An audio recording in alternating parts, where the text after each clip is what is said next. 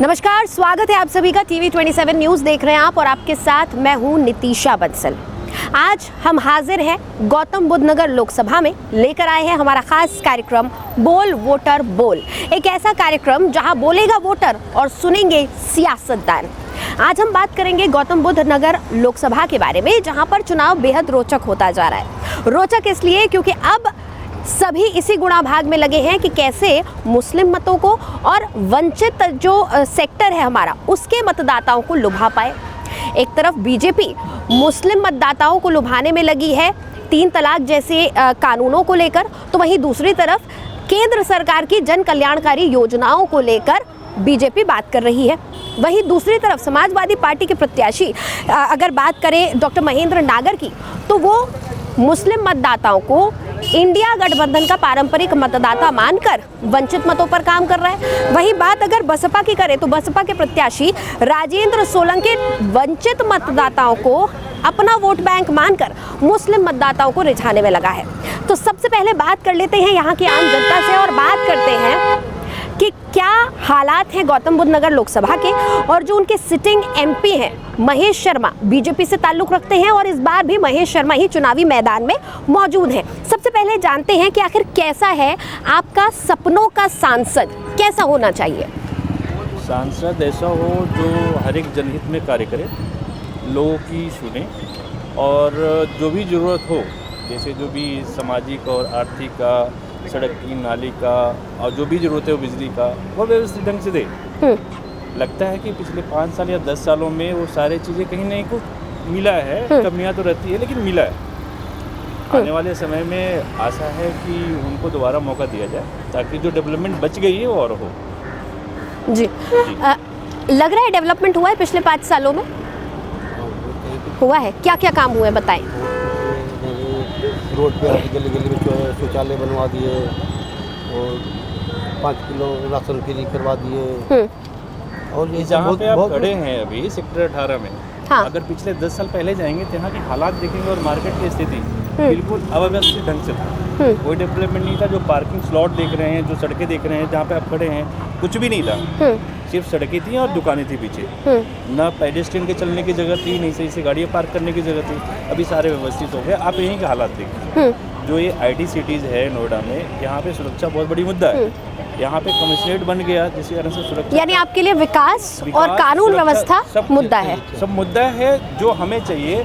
हम यहाँ के नौकरी करने वाले, पैसे करने वाले, रात में जाते हैं, कभी भी जाते हैं, हाँ, काम करके, तो हमें चाहिए सुरक्षा चाहिए ताकि किसी तरह की मुझे दिक्कतें नहीं आए।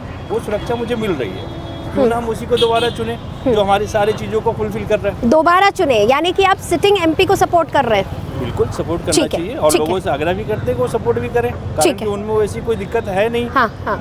अभी तक जो भी है, जहाँ भी जरूरत पड़ी है सामने खड़े रहे। हाँ। जब भी बुलाया गया है वो आए हैं। जहाँ भी डेवलपमेंट की जरूरत हुई वहाँ पे किए हैं। मेट्रो का विकास हो, बिजली का विकास हो या आगे डेवलपमेंट का काम हो, एक्सप्रेस वे, नए एक्सप्रेस वे बनाने की जो काम हो, सारे डेवलपमेंट का काम हुआ है। हाँ। तो क्यों ना जो काम कर रहा है उसी को आगे काम करने का मौका दें। तो ये तो बात विकास की है। यहाँ लोगों के लिए एक अहम मुद्दा है सुरक्षा का, साथ ही साथ मुद्दा है कि यहाँ पर विकास किया जाए। लेकिन इस वक्त लोकसभा चुनावों में जो एक और मुद्दा काफ़ी अहम बना हुआ है वो है अयोध्या का राम मंदिर। क्या गौतम बुद्ध नगर लोकसभा में भी अयोध्या का राम मंदिर मायने रखता है? बिल्कुल मैम, बिल्कुल लगता है मायने यहाँ पर, और होना भी चाहिए। बाहर से लोग आए यहाँ पर देखने के लिए। जैसे दिल्ली का कनॉट प्लेस है, हाँ। बस ये नोएडा का सेक्टर 18 कनॉट प्लेस ही है, हाँ। बनता भी यहाँ पर। हाँ। और राम मंदिर के बारे में क्या कहेंगे आप? राम मंदिर अपनी जगह ठीक है। वहाँ पर मैं गया हूँ घूमने के लिए, अच्छा बनाया है, बहुत बढ़िया बनाया है। क्या उसके आधार पर वोटिंग होनी चाहिए? देखा जाए तो वोटिंग तो होनी चाहिए, हाँ। अहम है, अहम है। नोएडा में रहने वाली, गौतम बुद्ध नगर में रहने वाली जनता के लिए भी क्या अयोध्या का राम मंदिर उतना ही ज़रूरी है जितना अयोध्या के लिए? क्या आप लोग भी इसको सोचकर वोटिंग करेंगे? जी करेंगे। मंदिर होना चाहिए, हाँ। यहाँ पे भी राम मंदिर होना चाहिए, नोएडा में भी। मंदिर तो मंदिर ही है, भगवान का है, कहीं हर जगह होना चाहिए। आइए आप इस तरफ आ जाइए। अपना नाम बताएं, क्या काम करते हैं वो भी बताएं। मेरा नाम सुशील है, मैं ई-रिक्शा चलाता हूँ। ई-रिक्शा चलाते हैं? हाँ। कभी ऐसा हुआ, नोएडा तो डेवलप्ड सिटीज़ में आता है, और मेट्रो भी दौड़ रही है, यहाँ बाहर से काम करने लोग आते। कभी ऐसा हुआ है कि सड़कों पर पानी भर गया हो, बरसातों में कोई दिक्कत पेश आई हो? अभी तो नहीं हो रहा है, जब से बीजेपी सरकार आई है कोई ऐसी दिक्कत नहीं हो रही है, सब कुछ रोड वगैरह सारी चीज़ें ठीक हैं और बहुत सारी चीज़ें ठीक है। मैं तो एक ही बात बोलूँगा, मोदी योगी दोनों जिंदाबाद। अच्छा, जी हाँ, तो जिंदाबाद रहेंगे, मेरे दोनों जिंदाबाद है। तो जब वोटिंग होगी गौतम बुद्ध नगर में, जब वोटिंग होगी तो वो वोटिंग किसके ऊपर होगी? क्या जो वोटिंग है वो वोटिंग होगी मोदी जी के चेहरे पर, योगी जी के चेहरे पर, या फिर नहीं, वोटिंग होगी कि महेश शर्मा जी आपके सिटिंग एमपी हैं तो उन्हीं को दोबारा आना चाहिए? मोदी जी योगी जी दोनों हैं बहुत बढ़िया हैं और महेश शर्मा भी बहुत बढ़िया हैं। दोनों को चेहरे से वोटिंग नहीं होगी, उन्होंने काम बहुत बढ़िया करा है, उनसे बहुत बढ़िया काम करा है, उनके काम पे वोटिंग होगी। बाकी चेहरे की बात है, चेहरे उनके बहुत ठीक हैं, मैं तो उनको बहुत मानता हूँ। यानी कि राष्ट्रीय राजनीति भी असर डालेगी लोकसभा में? डालेगी, डाल रही है। उनके राजनीति डालने से होगा क्या? उनको तो आना है तो आना है, आना है तो आना है। आना है। अच्छा, 400 पार जाएंगे? 400 पार जाने चाहिए, हाँ। बिल्कुल जाने चाहिए, उनको कोई रोकने वाला नहीं है। काम कोई बढ़िया रोकने करा है, वाला नहीं है, विपक्ष कोई नहीं रोक पाएगा। हाँ आएंगे विपक्ष वो। में है ही नहीं कोई। आएंगे हाँ, आएंगे हाँ। विपक्ष में कोई नहीं है मैडम। यहाँ रेस चल रही है ना, लड़ाई नहीं हाँ। चल रही जीतने हारने की। हाँ। यहाँ लड़ाई ये चल रही है कि कितने और मतों से हम आगे जीतेंगे। यहाँ रेस में है ही नहीं है। अभी विपक्ष का प्रचार भी शुरू नहीं हुआ ढंग से जी। हाँ। तो अभी जब प्रचार नहीं शुरू हुआ तो आगे आने वाले समय में जीतेंगे कहाँ से, ये संभावना ही नहीं है। अच्छा, जिनको जीतना है, जिनको लड़ना है, वो महीने भर पहले से शुरू कर चुके हैं, सारा प्रचार शुरू कर दिए हैं, लोगों से मिलना शुरू कर दिए हैं। सोलंकी साहब की बात हो या नागर साहब की बात हो, वो अभी तक सही से फील्ड में नहीं आए, एक बार भी कहीं मिलने नहीं आया। अच्छा। मैं यही निवासी हूँ, यहाँ का रहने वाला हूँ, बंगेल में रहता हूँ। कोई नहीं आज तक दर्शन ना हुआ किन्हीं के। जब दर्शन ही ना हुए तो उनको वोट किस आधार पे दें? अच्छा, एक बार मिले तो आके। और आपने पूछा राम मंदिर का, तो राम मंदिर तो बहुत अहम मुद्दा है, ठीक सभी है। हिंदुओं के लिए अहम मुद्दा है, पूरे भारतवासी के लिए अहम मुद्दा है। यानी पूरे भारत में राम मंदिर एक मुद्दा रहेगा, बिल्कुल मुद्दा स्थानीय है। मुद्दों के साथ राष्ट्रीय मुद्दा बिल्कुल मुद्दा बनेगा। है, एक प्रमुख मुद्दा है, प्रमुख ठीक है। मुद्दा में से एक मुद्दा है ये। ठीक है। राष्ट्रीय मुद्दा के साथ साथ धार्मिक मुद्दा, ठीक जो है। सनातन को बचाने के लिए, वो जो 500 वर्ष की गुलामी को जो ये खत्म हुआ है, हाँ। उसके लिए ये मुद्दा ही है। अब आधी आबादी के बारे में, अब हमारी आधी आबादी से ही पूछ लेते हैं। हमारे साथ एक महिला वोटर भी है, साथ ही मेरी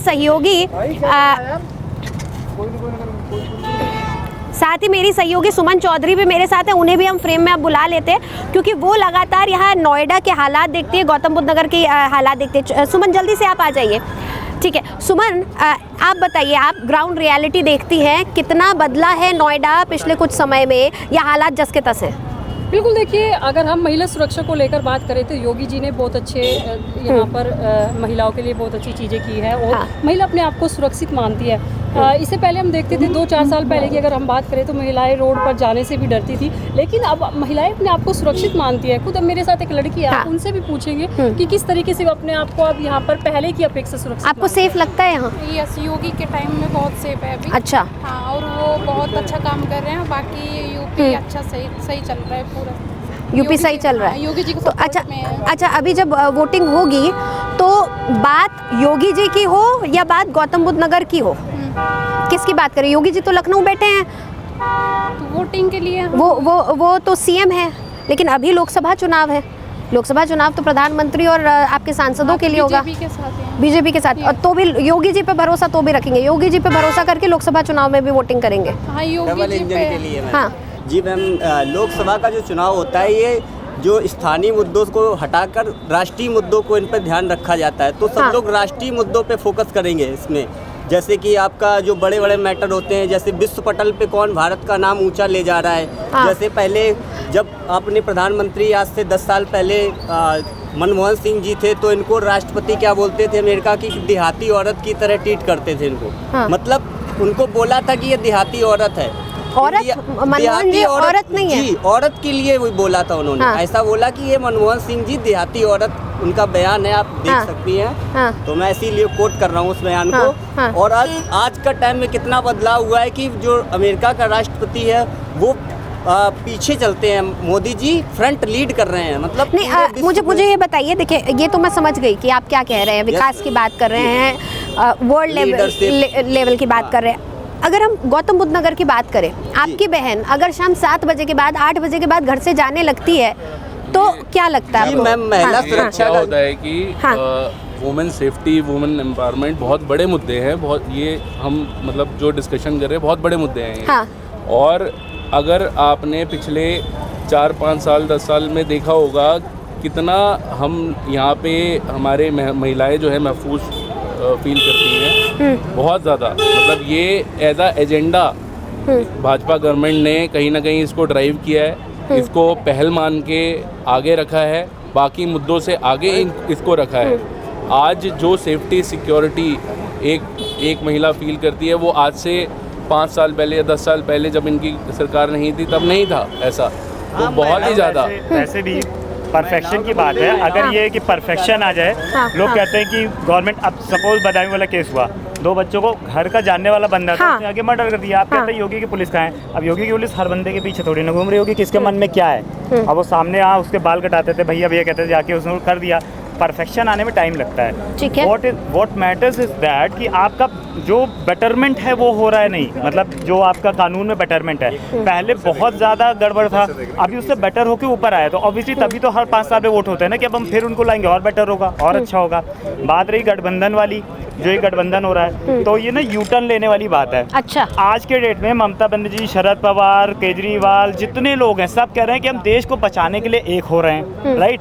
तो क्या आज से 20-30 साल पहले देश को तोड़ने के लिए अलग हुए थे? अच्छा। सारे के कांग्रेस से निकले, कोई एक आप बता दो कांग्रेस से ना निकला हो। शरद पवार कांग्रेस छोड़ के निकले, ममता बनर्जी कांग्रेस छोड़ के निकली, ठीक है। जितने भी लोग हैं मोस्टली कांग्रेस छोड़ के निकले। इसका मतलब आप देश को तोड़ने के लिए निकल गए थे कांग्रेस के साथ, कांग्रेस तोड़ रही थी देश, आज फिर इकट्ठे हो रहे देश को बचाना है हमें। मतलब तब राजनीति का फेवर उनका ये था कि अलग जो है तो सर्वाइव करेंगे, आज सर्वाइव करने के लिए एक होना जरूरी है, इसलिए सर्वाइव कर रहे हैं। अच्छा, सर्वाइवल की लड़ाई है ऑब्वियसली। और उसमें भी नहीं कर पा रहे हैं। आप देखो महाराष्ट्र इंटैक्ट है कल तक के लिए, अदरवाइज अब देखो यूपी में अलग हो चुकी कहानी, सीटें अलॉट हो गई सबकी अलग अलग। ममता बनर्जी ने अलग कर दिया, सारे खड़े अपनी सीट बंगाल में, वहाँ कांग्रेस साथ वो नहीं है। केरला ने सीपीआई में वायनाड में खड़ा कर दिया राहुल गांधी का अगेंस्ट कैंडिडेट, तो वहाँ पे भी गठबंधन नहीं है। कांग्रेस इसमें कल उद्धव ठाकरे को बोल दिया कांग्रेस ने कि हमें सीट और चाहिए, वहाँ पे भी 2 दिन में आ जाएगा कि अलग अलग खड़ा कर रहे हैं। संजय निरुपम वाले केस में आपने देख ही लिया, उन्होंने भी अलग अपना कर दिया कि मैं खड़ा हूँगा। मतलब गठबंधन होने के पहले खत्म हो चुका है। जो हर साल थर्ड मोर्चा होता था, इस बार इंडी हो गया। पॉइंट नंबर 2 जो केजरीवाल साहब हैं, मैं एक लाइन में प्रूव कर दूंगा कि केजरीवाल साहब अलग नहीं हैं। अच्छा, उन्होंने अगर वो अपनी बात कहते, वो उनके प्रवक्ता कहते हैं, कोई भी आता है वो कहते हैं कि जी भाजपा ने किया वो किया। मैं कहता हूँ भाजपा नहीं किया, कांग्रेस ने सब कुछ नहीं किया। आपने तो 2013-12 में बोला था ना कि हम अलग राजनीति लेके आएंगे, हम अलग करेंगे, मैं वैगनार में चलूंगा जी, मैं सिक्योरिटी नहीं हुई। आज की डेट में वैगनार का पता ही नहीं कहाँ है, स्क्रैप में भी है नहीं, वो भी नहीं पता। अच्छा। तो चेंज तो वो टोटल हो गए। मतलब आप ये कह रहे हैं कि जहाँ जैसा मौका लेके गठबंधन वैसा काम कर रहा है। एक भाई साहब नॉर्थ ईस्ट के लिए कह रहे थे, आई एम श्योर जो अभी नॉर्थ ईस्ट के लिए कहते, नॉर्थ ईस्ट में कुछ नहीं किया मोदी ने। नॉर्थ ईस्ट का नाम उन्होंने यहाँ लिया ना, लोग नॉर्थ ईस्ट जानते हैं 30 में से 20। आज से 10 साल में नॉर्थ ईस्ट बोलो तो समझते लेते। नहीं, उन्होंने ये कहा कि मणिपुर में जो हालात है, जो दंगे हमने देखा पिछले दिनों हुए हैं जगह ना, पूरे मणिपुर स्टेट में स्थितियां खराब है। उनका कहना था कि वहाँ पर मोदी जी को एक्शन लेना चाहिए था। तो 2 कम्युनिटीज में हो गया था ना मैम, जब मास डिस्ट्रक्शन होता है ना, तो वहाँ पे एकदम से काबू करना किसी के लिए कोई भगवान नहीं कि चक्र चला देगा और पूरा सही हो जाएगा। अच्छा। और वो मेरे ख्याल से काफी समय से नॉर्थ ईस्ट गए ही नहीं होंगे, इसलिए उन्हें नहीं पता वहाँ काम कितना हुआ है, जो भाई साहब बोल रहे थे। अच्छा, एक चीज यहाँ पर हम ये देख रहे हैं कि हमारे देश के जो लोग हैं वो इस वक्त राजनीति में बहुत रुचि ले रहे हैं। सबको पता है कौन कहाँ से चुनाव लड़ रहा है, सबको ये पता है कि कहाँ गठबंधन साथ में है, कहाँ गठबंधन अलग होकर फायदे की राजनीति कर रहा है। लेकिन एक चीज़ जो अब तक हमने देखी कि गौतम बुद्ध नगर में कहीं ना कहीं बीजेपी के लिए बड़ा स्ट्रॉन्ग मैंडेट यहाँ पर फिलहाल नजर आ रहा है। कितना वोट बैंक में तब्दील होगा वो तो 4 जून को ही पता चलेगा। सर्वप्रथम धन्यवाद, आप जो वोटर बोल का एक कार्यक्रम चला रहे हैं जिससे लोगों की मतों का लिया जा रहा है कि क्या मतभेद है, क्या विपक्ष और पक्ष में कितनी बड़ी वो हो रही हैं। सबसे पहले हमें ये भी देखना होगा कि पक्ष की नीतियाँ क्या हैं और विपक्ष की नीतियाँ क्या हैं। वोट देने से पहले हमें एक सार्वजनिक समाज के लिए भी सोचना है, देश के लिए भी सोचना है। ये युवा ये भी सोच रहा है कि मेरा विपक्ष उन बातों को बोल पा रहा है नहीं पा रहा है, लोकसभा में विपक्ष को रखने की बातें दी जा रही हैं नहीं दी जा रही हैं। पक्ष को हमने 10 साल दिए, सरकार को दिए, उनके बैलेंस गुड रहे, पर उस देश में क्या ऐसी चीज़ें रही जैसे महिला के सम्मान में पक्ष वाले बोल रहे हैं कि हमने ऐसा दिखाया विपक्ष वालों के बात रखने के लिए। पर वोटर को एक बार ये सोचना चाहिए, ये नीतियाँ जो क्या धर्म को देखे जा रही हैं या धर्म को एक सनातन धर्म की जोड़ती जा रही हैं, इस पर समाज पे क्या इफेक्ट पड़ रहा है। बोल वोटर बोल के कार्यक्रम से मैं यही कहना चाहूँगा कि एक बार जो पार्टी के खिलाफ भी ना दें, पार्टी को तो देखें आपका प्रत्याशी कैसा है, उसकी सोच क्या है। आप ऐसे प्रोग्राम दे रहे हैं। एक मीडिया भी एक स्तंभ माना जाता है, इसके माध्यम से बहुत लोगों की मत पे भी बहुत ज़्यादा वो होता है और अपने अपने मतभेद रखने का भी वो होता है। तो मैं ये कहना चाहूँगा कि आप प्रत्याशी को और पार्टी को ना देखें, उसकी नीतियों को देखें। ठीक है, हाँ। उसकी नीतियों को देखने से पता चलेगा कि विकास हुआ है। आपने 5 साल उसे दिए, 5 साल और दे रहे हो, उसकी नीतियों पे क्या है, आगे उसकी सोच क्या है, इस समाज के लिए वो क्या कर रहे हैं, आगे नीतियों। अब की बार बदलाव के लिए वोट होना चाहिए या जिस तरह से ज्यादातर लोगों ने अब तक कहा कि रिपीट होना चाहिए आपका कैंडिडेट? मैं मेरा ये कहना हुआ है, सबसे पहले तो ये देश की आगे क्या नीति है, हमारे प्रधानमंत्री जी की उन नीतियों को क्या वो कितने सक्षम एनालाइज करें, घोषणा पत्र को समझे पहले। ये बिल्कुल क्या एक युवा का क्वेश्चन होना चाहिए, युवा को भी एनालिसिस करना चाहिए। मैं ये पक्ष और विपक्ष दोनों के लिए वो, क्योंकि इसमें ये सर्व समाज का देश है, सर्व समाज सब जातियों का देश है। मैं युवा की आपने बात करी, युवा के लिए मैं लौटकर आपके पास आऊंगी, लेकिन इधर एक साहब नॉर्थ ईस्ट के बारे में बोलना चाह रहे थे। आप गौतम बुद्ध नगर में रहकर नॉर्थ ईस्ट के लिए जब बात कर रहे हैं, क्या आप कहना चाह रहे थे? क्या नॉर्थ ईस्ट में हम सब ये जानते हैं कि वहाँ पे एक इशू हुआ, हाँ। और वो इशू विपक्ष ने भी खूब उठाया, संसद में भी उठा, हर जगह आज मीडिया में भी बहुत उठा। लेकिन वहाँ पे अभी कुछ दिन पहले अभी बयान आया है कि अगर वो, जब हमारे अमित शाह जी भी वहाँ पे गए थे, तो उन्होंने जाके वहाँ पे वहीं पे कैंप कर उसको मुद्दे को कंट्रोल किया, हाँ। और ना ही सिर्फ कंट्रोल किया, स्थिति को कंट्रोल में लेकर आया, और बल्कि वहाँ पे सामान्य जीवन की तरफ लोगों को किया। उसके बाद सिर्फ हम नॉर्थ ईस्ट के मुद्दे की बात कर रहे हैं, वहाँ के जो डेवलपमेंट हुआ, वहाँ पे जो हमने कई सारे जिसे कहते हैं, एक नॉर्थ ईस्ट हमारे लिए एक ऐसा क्षेत्र है जिससे दूसरे जो कंट्रीज़ हैं, दूसरी जो हमारे देश हैं, वो वहाँ के थ्रू फ़ायदा भी उठा सकते हैं हमारा। तो जो वहाँ की डिफेंस नीतियाँ थी, जो हमने टनल बनाई वहाँ पर, और ये सब काम हुआ। अच्छा, मणिपुर मुद्दा चुनावों को इफेक्ट करेगा क्या? आपको लगता है लोगों के दिमाग में ये है? नहीं, मुझे नहीं लगता कि इतना बड़ा कोई है। हमें ये देखना है कि हमारा देश किस तरफ जा रहा है, किस राह पे चल रहा है, और ये क्या प्रगति की तरफ आगे बढ़ रहा है या नहीं बढ़ रहा है, या ये मुद्दा इतना अहम है कि इसको प्रगति की तरफ बढ़ने की तरह रोक रहा है या नहीं। ये हम एक डेवलप्ड नेशन की तरफ बढ़ रहे हैं या नहीं बढ़ रहे, यानी नेशन को दिमाग में रखकर इस बार वोटिंग होगी। बिल्कुल कि हमारा देश कैसे प्रगति की राह पे चल रहा है, नहीं चल रहा, या कुछ कहीं ऐसी ताकतें तो नहीं है जो हमें पीछे खींच रही हैं। तो ये मेन मुद्दा रहने वाला है। राष्ट्रीय मुद्दे मेन रहेंगे। युवाओं के बारे में भी यहाँ पर हम बात कर रहे थे। युवाओं के लिए आपको लग रहा है देश में काम हो रहा है, या जिस तरह से विपक्ष कह रहा है कि बेरोजगारी और महंगाई एक मुद्दा है, युवा के लिए क्या मुद्दा है? हम पिछले शतकों से देखता जा रहे हैं, हर कोई जो भी विपक्ष में होता है वो एक ही आवाज़ उठाता है, युवाओं के लिए बेरोजगारी, सुशासन, प्रशासन एक कुशल होना चाहिए। क्या विपक्ष ने 5 साल में क्या रह के काम किया? क्या आप देख रहे होंगे जो ये सरकारें हैं, इनमें कितने भी एग्ज़ाम लीक हुए, क्या इन पर भी प्रश्न हुआ? ये एक युवाओं के लिए एक सोच है, ये युवाओं को ये सोचना है। पेपर लीक तो लेकिन हर सरकार में हुए हैं। ये नहीं होना चाहिए ना। हाँ। अगर आप भी इसी प्रशासन में, आप ये कह रहे हैं कि कोई भी सरकार काम नहीं कर रही है। नहीं, मैं आप सर्वप्रथम मैं ये कहना चाहूँगा, युवा को, ये देश की पीढ़ी उसके हाथ में है। अगर उसे ये सोचकर एक एनालिसिस कर ये वोट देना चाहिए। आपने भी ये क्या बोल वोटर बोल, तो एक ऐसी क्या मैं एक बोल वोटर बोल से एक आवाज़ ऐसी आनी चाहिए, एक ऐसा एनालिसिस होना चाहिए जो पक्ष और विपक्ष पे दोनों पे इफेक्ट पड़े, क्योंकि ये कार्यक्रम एक छोटा कार्यक्रम नहीं है। ये लोगों की मतभेद ले रहे हो आप, और ये मतभेद जब ले रहे हो तो ये सीधा बहुत सारे दर्शक हैं आपके, उनकी सोच पर एक बहुत ज़्यादा दबाव डालता है, उनके बहुत ज़्यादा मत चेंज करता है। तो ये चेंज ये करना है, क्या ये जो जिसके बारे में सोचा जा रहा है उसको सही सीढ़ी पर दिया जा रहा है, नहीं ले जा रहा है, वो श्रेणी सक्षम है या नहीं है। जो पार्टियां हो रही हैं, क्या जिस पार्टियों पे क्या अलग अलग पार्टियां, उन लोगों के देश जो विपक्ष पे क्वेश्चन मार्क लगाते हैं, विपक्ष के लोग वो पार्टी ज्वाइन कर लेते हैं, तो क्या वो क्या उनके लिए क्या बहुत ज़्यादा एक प्रतिकूल, बहुत उनके तरफ से प्रतिकूल बन जाते हैं? क्या ये ठीक है?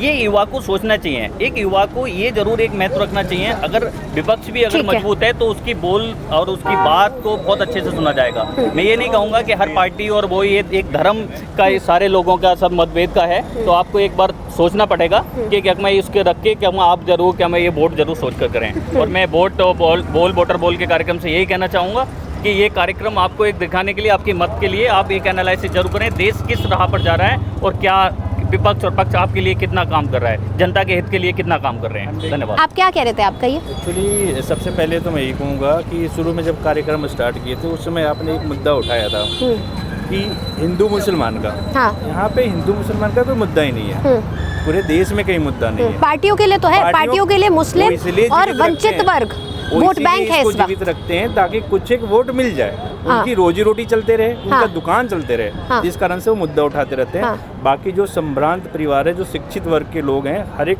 सेक्शन में वो यही जानते हैं कि हमें कहाँ वोट देना है। उसके लिए सबसे इम्पोर्टेंट यही है कि यहाँ पे जिस हम जगह पे बैठे हुए हैं, जिस जगह पे खड़े हैं, अब बात कर रहे हैं, यहाँ पे मैक्सिमम लोग वोट देने निकलते ही नहीं है। सबका वोटर ID कार्ड बना हुआ है, लेकिन जिस दिन वोट देना रहेगा छुट्टियां मनाने चले जाएंगे। ये बहुत अहम बात बोली आपने कि हमें सरकार ये करके नहीं दे रही है, वो करके नहीं दे रही है, मुझे ये होना चाहिए।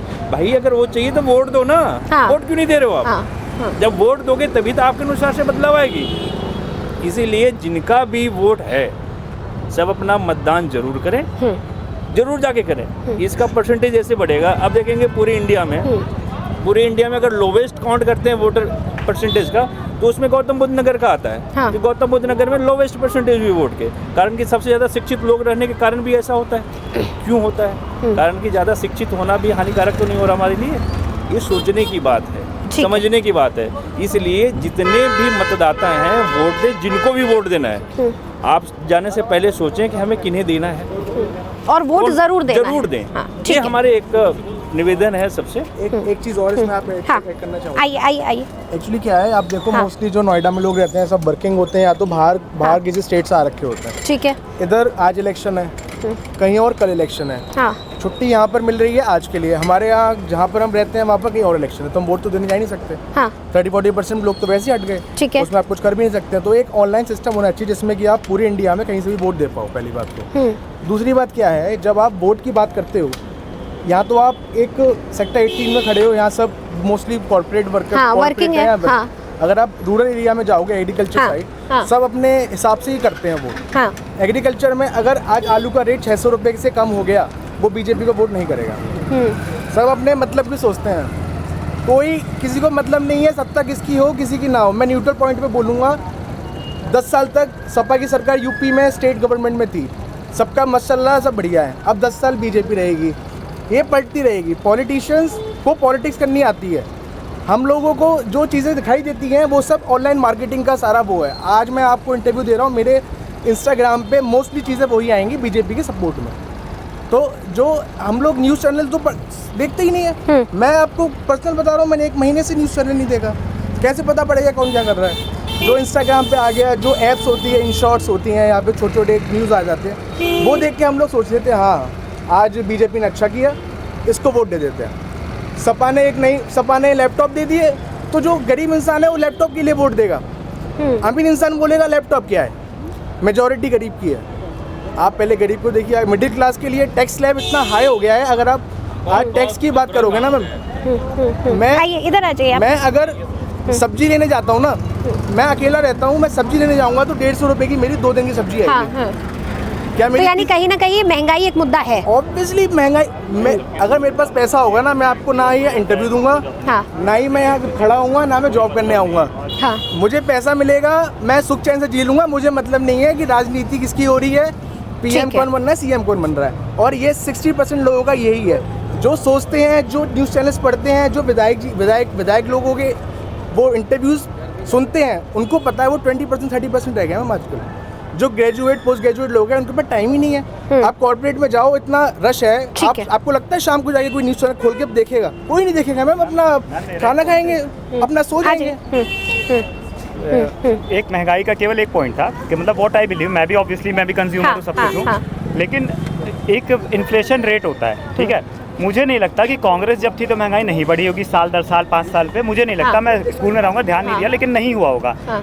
ये है तब भी महंगाई बढ़ी, आगे कांग्रेस आ जाएगी तब भी महंगाई बढ़ेगी। ऐसा नहीं कि 40 रुपए किलो की चीनी 8 रुपए किलो हो जाएगी जब हम बच्चे थे उस टाइम की। आटा कम हो जाएगा या पेट्रोल 10 रुपए लीटर मिलेगा, ऐसा नहीं होगा। तो वैल्यू ऑफ मनी बढ़ रही है। इन्फ्लेशन बढ़ेगा घटेगा वो अलग बात है, लेकिन वैल्यू ऑफ मनी बढ़ेगी। 100 रुपये जो 10 साल पहले 100 थे वो आज 10 रुपये हो चुका है। हाँ। आगे वो 100 रुपये या 1000 रुपये वो 10 रुपये हो जाएगा। ठीक है, क्योंकि हम चाहते हैं एफडी में इंटरेस्ट रेट बढ़ जाए। हम चाहते हैं हमारी सैलरी में इंक्रीमेंट हो जाए हर साल 8 से 10% के हिसाब से। इंक्रीमेंट चाहते हैं, अप्रेजल चाहते हैं, सब कुछ चाहते हैं कि हमारा डिपॉजिट भी बढ़ जाए। हम ये नहीं चाहते महंगाई बढ़े। That is vice versa related to each other. ठीक है, वो बढ़ेगा तो वो भी बढ़ेगा, और वो हर गवर्नमेंट बढ़ेगा। महंगाई कितना है वो नहीं है, क्योंकि हमें वो जो भाई साहब कहते हैं कि हमें अपना देश का प्राउड चाहिए। सरकार को कंट्रोल तो करना चाहिए मैम। तो ओवर अभी भी नहीं है मेरे हिसाब से, क्योंकि सारे सर्वाइव करें। आपको मैं एक बात बता देता हूँ छोटी सी बस लास्ट में। आज की डेट में मैं बहुत वैलिड पॉइंट बोल रहा हूँ, दारू का रेट 5 गुना हो जाएगा। कोरोना में हो गया था 10 गुना ब्लैक में लोगों ने खरीदा, महंगाई कहीं नहीं दिखी। That's it. तो गौतम बुद्ध नगर की जनता के लिए महंगाई एक मुद्दा है, लेकिन उसके साथ ही साथ उनका ये कहना है कि ये सोचना ज़रूरी है कि ये जो महंगाई है इसके पीछे की वजह क्या है। सोच समझकर उतरे मैदान में। जब आप वोट देने जाएंगे आप सबसे बड़े योद्धा होंगे, क्योंकि आपको अपना फ़र्ज़ निभाना है, सोच समझकर अपना वोट देना है। और गौतम बुद्ध नगर की जनता के लिए सिर्फ गौतम बुद्ध नगर के ही नहीं बल्कि तमाम राष्ट्रीय मुद्दे अहम हैं, मायने रखते हैं। देश किस जगह पर जा रहा है, विश्व पटल पर आज देश कहाँ खड़ा है, चाहे वो सनातन का मुद्दा हो, राम मंदिर का मुद्दा हो, इन तमाम चीज़ों को रखकर जनता अपने दिमाग में वोट देने जा रही है। बहरहाल गौतम बुद्ध नगर लोकसभा से आज के हमारे बोल वोटर बोल कार्यक्रम में इतना ही। कल फिर आपसे मिलेंगे किसी और लोकसभा क्षेत्र से, वहाँ की जनता से बात करेंगे, वहाँ के वोटर से बात करेंगे और TV 27 न्यूज़ के कैमरा पर कहेंगे बोल वोटर बोल।